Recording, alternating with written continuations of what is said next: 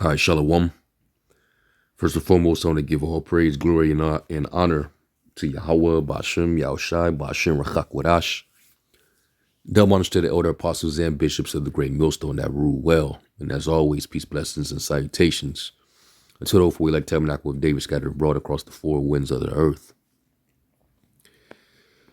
Now, you got strange activity going on over the last 24 hours. You had this deadly crash over DC last night. And prior to that, over in, I believe in Alaska, you had a fighter jet that came crashing down. And right before it crashed, you had the pilot who ejected himself out of it. All right. So I thought that was odd. Now you got two plane crashes and less than 24 hours apart from each other. Now this one in particular, which we know happened over DC, and it was a strange occurrence. Why is this activity happening in DC? And they're saying that this plane was getting ready to land on runway 33. And when you listen to the news segments, they keep mentioning that runway 33, runway 33. Now we know, come on now. Unless Satan should get an advantage of us, we're not ignorant of his devices.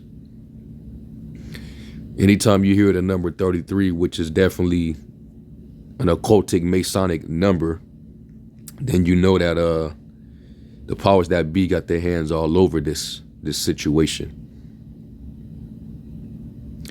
So, what exactly, happened and what was its purpose? And at this point, people can throw away that conspiracy theory term because things that have been spoken of that people dismissed as conspiracy theories have all been coming true. So, when the powers that be do things, they do it as an attempt to distract the masses.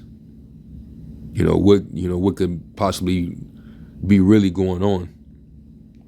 All we know is that so far, 60 plus people, 60 and plus the crew members, you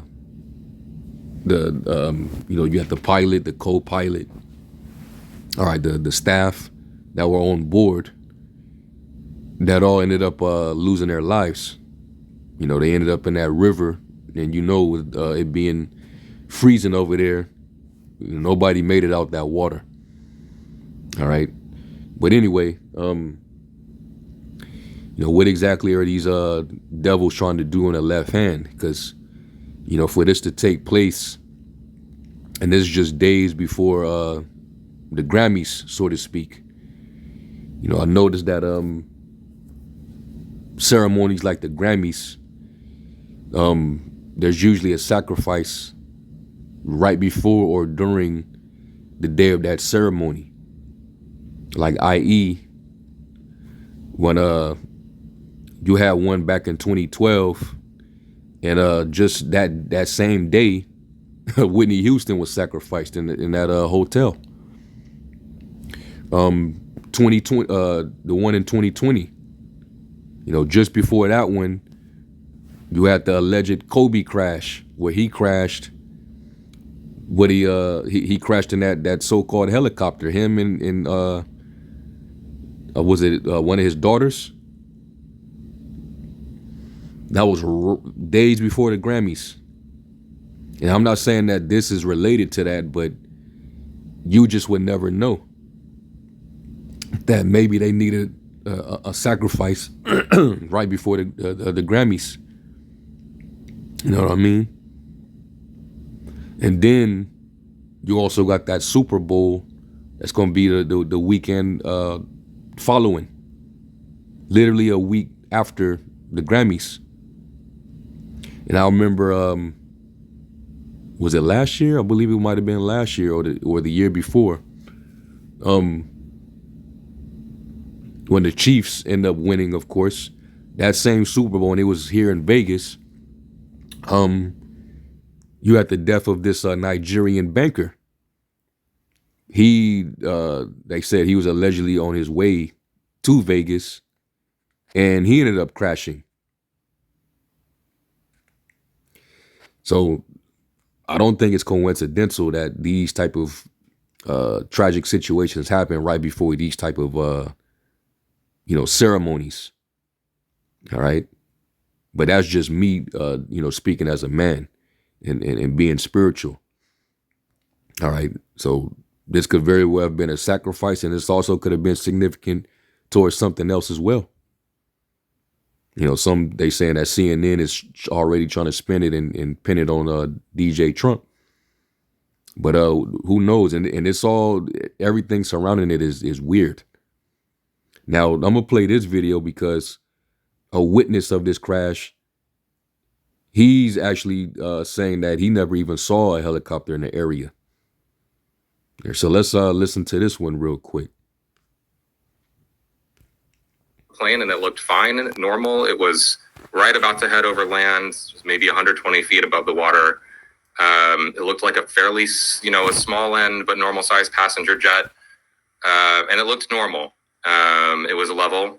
So I looked back at the road, and then I looked back again just to see if I could maybe see it land.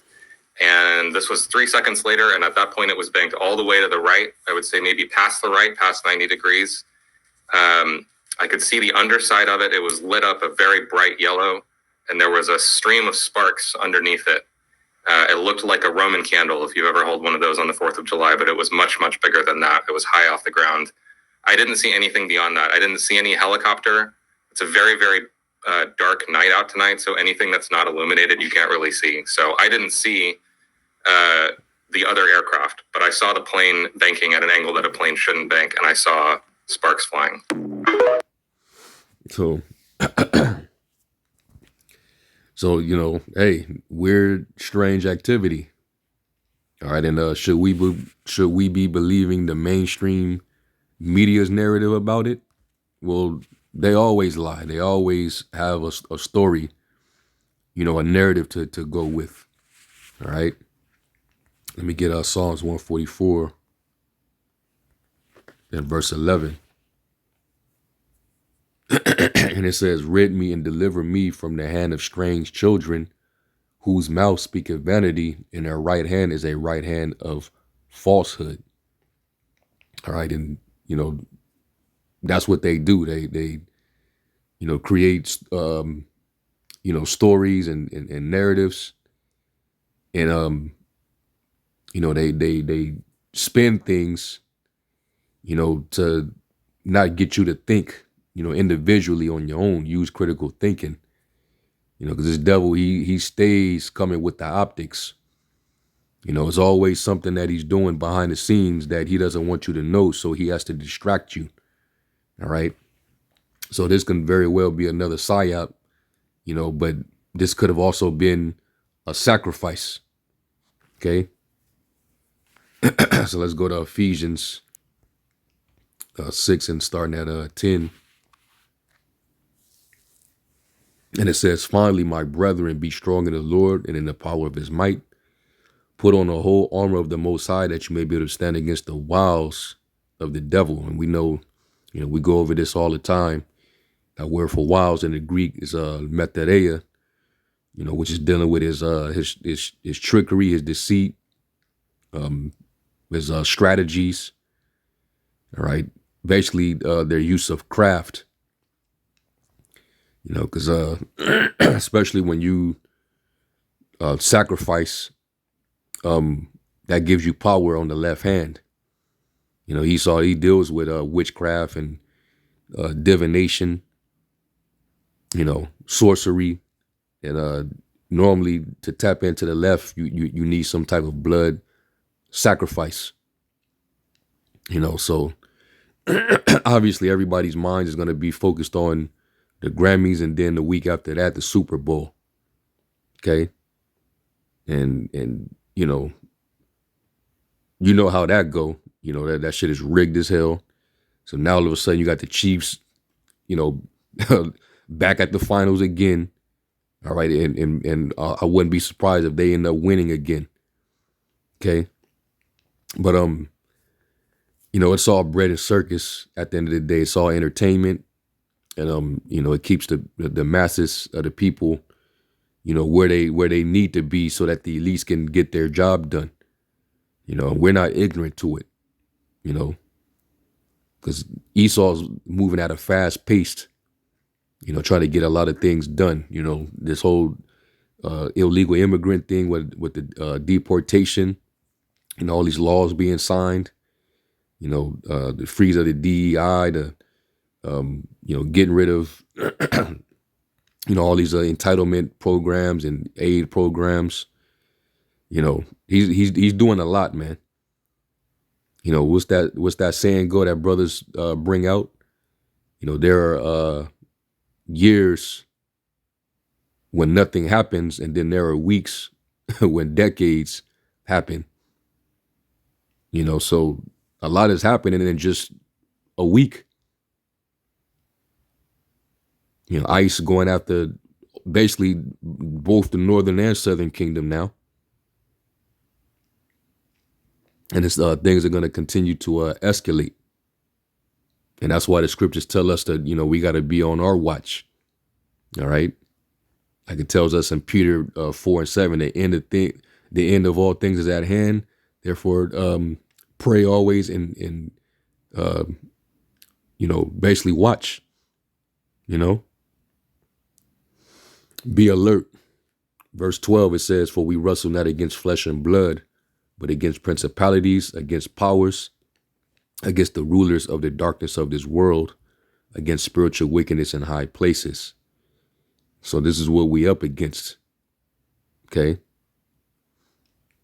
And Esau, he needs all that he can get on the left hand right now, you know, before he lose everything that he's labored for. All right.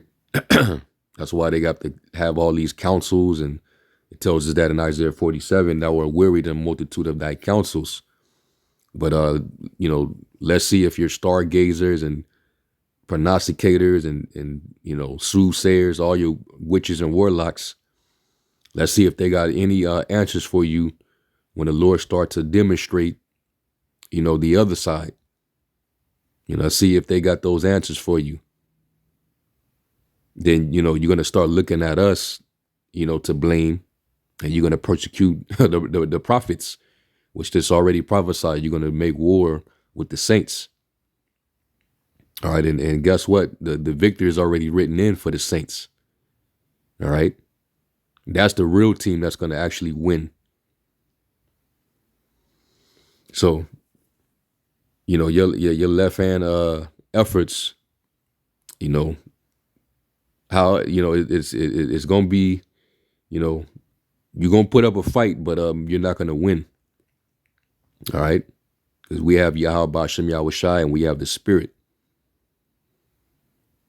You know, we know that you're going to, all these different events, you know, are sacrifices. All right. So that you can conjure up those demons. You know, Paul even said in 1 Corinthians 10, that the Gentiles, they sacrifice to demons and not to the Most High. So, you know, on our end, you know, we're to just, you know, take cover, you know, with these tools that the Lord gave us. All right. That's why it says in the next verse, wherefore take unto you the whole armor of the Most High, that you may be able to withstand in an evil day, and having done all to stand. Stand therefore having your loins girded about with truth. And we're going to stand on the truth. And even if we have to die, we're going to die standing for the truth. It even tells you that in Sirach 4 and 28, strive for the truth unto death. Right.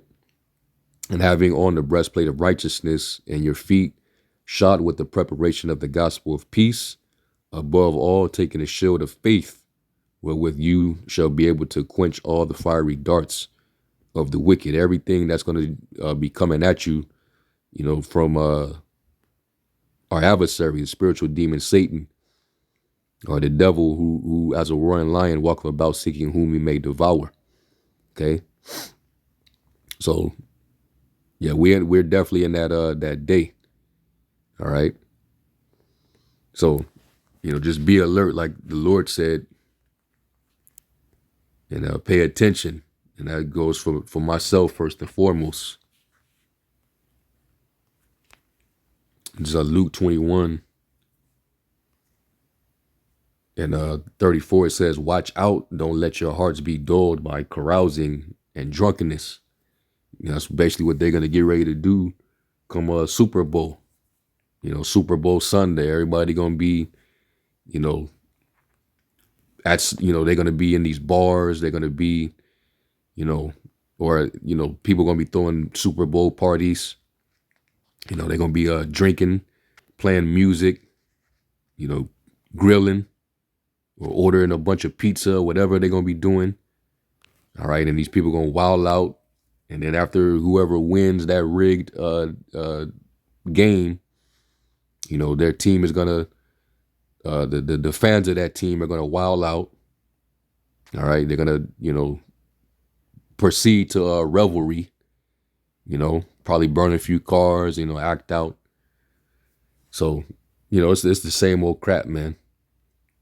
All right, but we're as the children of the day and not of the night. They that sleep, they sleep in the night. Okay. So this is the Lord's warning. Watch out, don't let your hearts be dulled with carousing and drunkenness, and by the worries of this life. Don't let that day catch you unaware. Like a trap, for that day will come upon everyone living on the earth. And it's starting to happen now. Right before Trump, people was comfortable, they was proud, doing whatever it is that they do. And then Trump gets in there and he turns everything around with the switcheroo. And now a lot of people are losing jobs. A lot of businesses about to tank even more layoffs. And then with all these projects that this devil is trying to get done, it's going to cost basically the economy. So this shit is finna turn up. And you don't want to be caught off guard, man. This is why we constantly, through repetition, we say these warnings and we bring these prophecies out. Because it's going to keep you stable knowing, what is to come so that you can prepare. These people, they're not preparing they didn't prepare for Trump. Now you're giving over to that fierce king, that cruel Lord. And now he's going to make things all so difficult. Okay. And as for those people that was on that plane, it goes down. It bees like that, man. They were used in this sacrifice, if you will. Ecclesiastes 9:12, it says people can never predict when hard times might come. Like fish in a net or birds in a trap, people are caught by sudden tragedy. Okay. So, this was the latest tragedy. And this is what they're talking about. This trash. It's like this let me see real quick.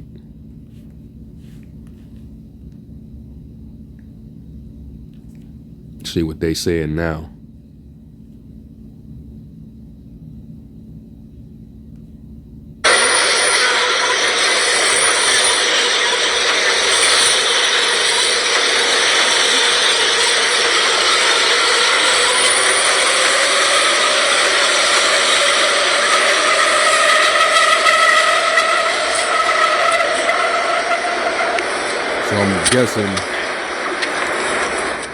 So I'm guessing right now this is what they're doing, focusing on recovering the bodies out of the water. So what's Alex's reference point?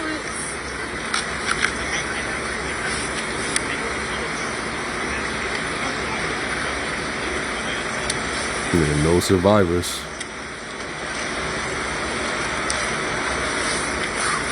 The helicopter and the plane crashed in the river. Breaking right now at 6, a mid-air catastrophe in Washington, D.C. A passenger jet collides with a military helicopter, causing a massive explosion, sending debris into the Potomac River below.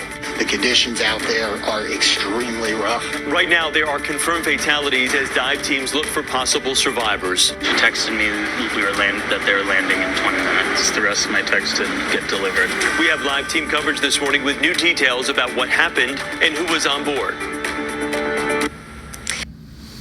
So this is gonna be the story that they're gonna be covering all day for probably the next week or so. You know, and while they're covering this, they're trying to distract you from something else. All right, you got the upcoming bread and circus events, Grammys. You know, keep the people occupied so that they don't, you know, they can stop focusing on what DJ Trump and the elites that are backing him is trying to get done. Okay.